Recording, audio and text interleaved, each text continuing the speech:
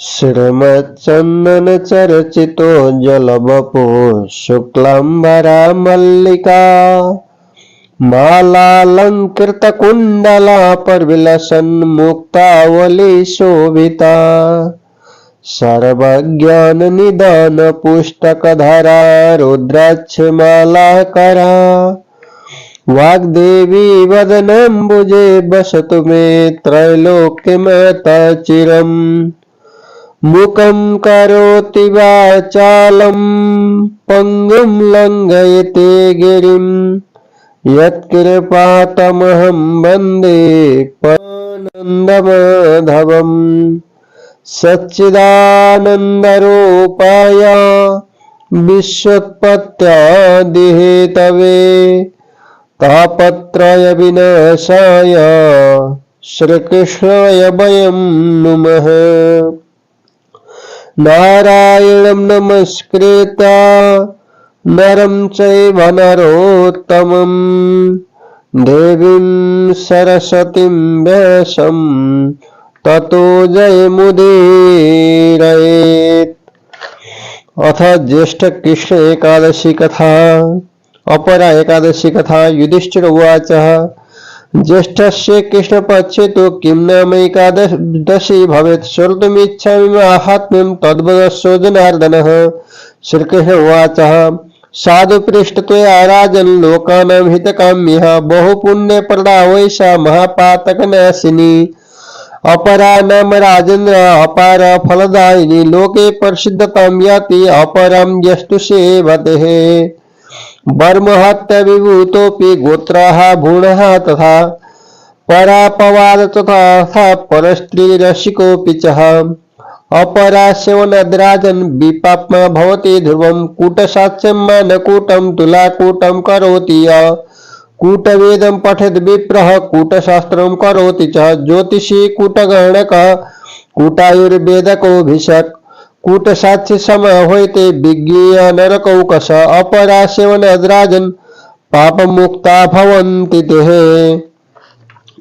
क्षत्रिये छत्रधर्मयस्त्यक्त्वा युद्धाय पलायते स याति नरकं घोरं स्वीयधर्म बहिष्कृतः अपरास्यवनद्राजन् पापं त्यक्त्वा दिवं भजेत् विद्धम् अदितेय शिष्यो गुरुनिन्दा करोति वै महापातकयुक्तोऽपि निरायं यति दारुणम् अपरास्यवनत्सोऽपि सद्गति प्रापयन् नरः अपरा महिमानं तु शृणुं राजन् वदाम्यहम् पुष्करातीर्थे स्नात्वा कार्तिकेयं यत् फलं लभेत् गंगायां पिण्डदानेन पितॄणां तृप्तिरो यथा सिंहास्थितो देवगुरौ गौतमी स्नानतो नरः यत् फलं समवाप्नोति कुम्भे केदारदर्शनात् बदर्यशर्म यात्रायां तत्तीर्थः सेवनादपि यत् फलं समवाप्नोति कुरुक्षेत्रे रविग्रहे गजासो हेमदानानि यज्ञे कृष्णसुवर्णदः यत् फलं समवाप्नोति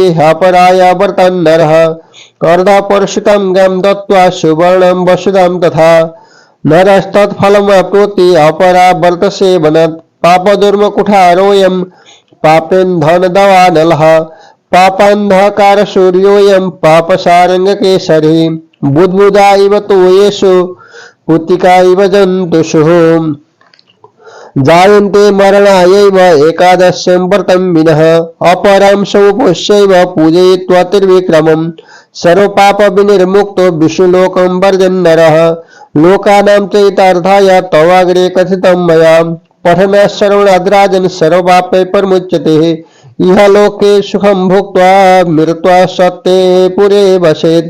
जय जय श्री भविष्य उत्तर पुराणे श्री कृष्णार्जुन संवादे ज्येष्ठ कृष्ण एकादश्यम् अपरा महात्म्यं सम्पूर्णम्।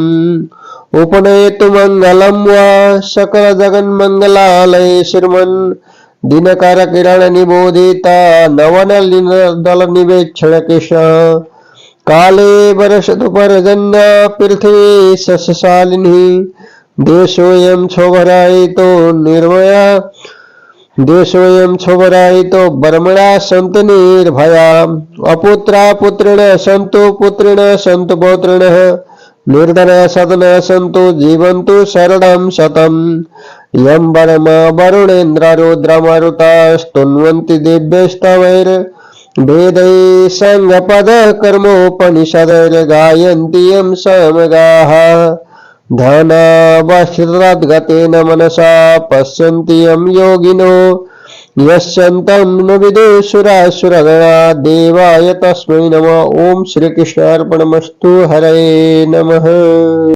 अपरा एकादशी ज्येष्ठ कृष्ण एकादशी व्रत युधिष्ठिरजीले भन्नुभयो, हे जनार्दन, हे कृष्ण, जेठ महिनाको कृष्ण पक्षमा कुन नाम गरेको एकादशी हुन्छ?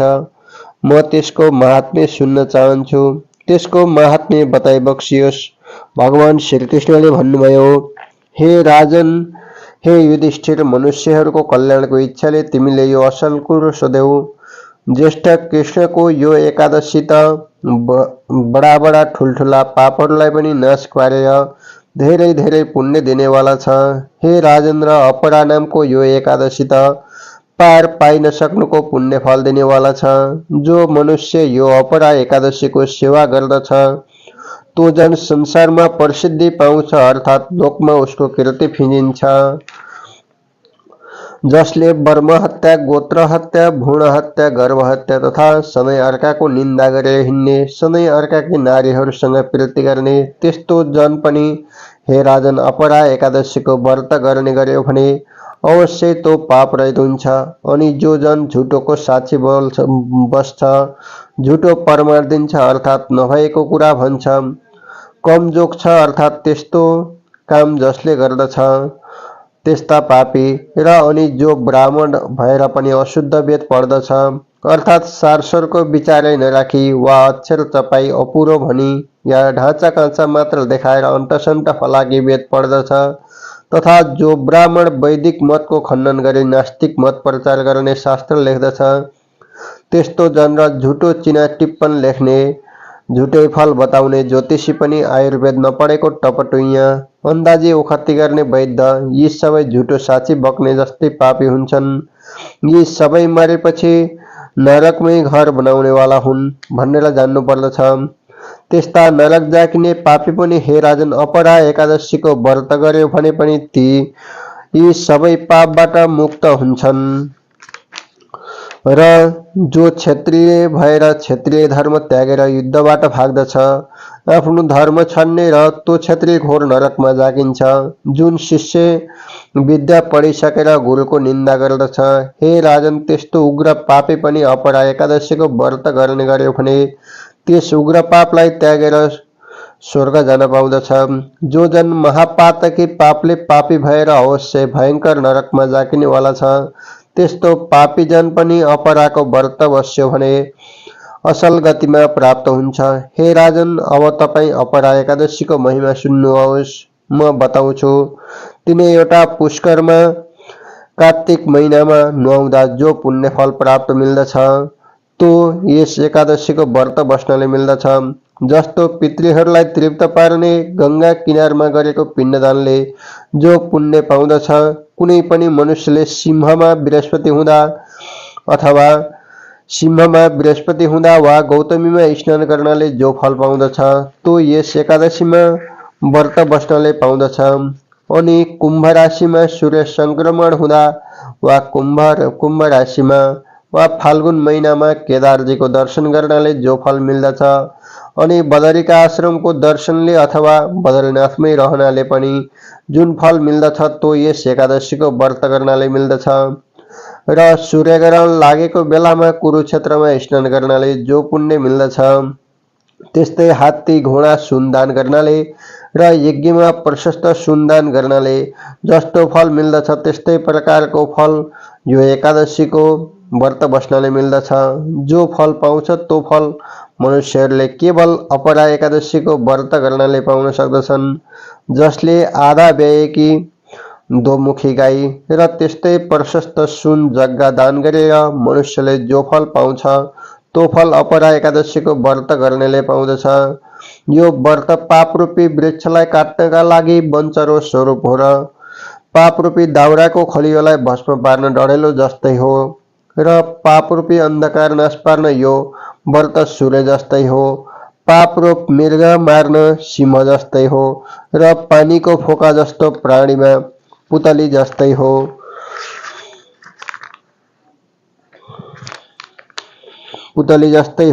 यस्तो यो एकादशीको व्रत नगर्ने मान्छे केवल मर्नका लागि नै जन्मेको हो।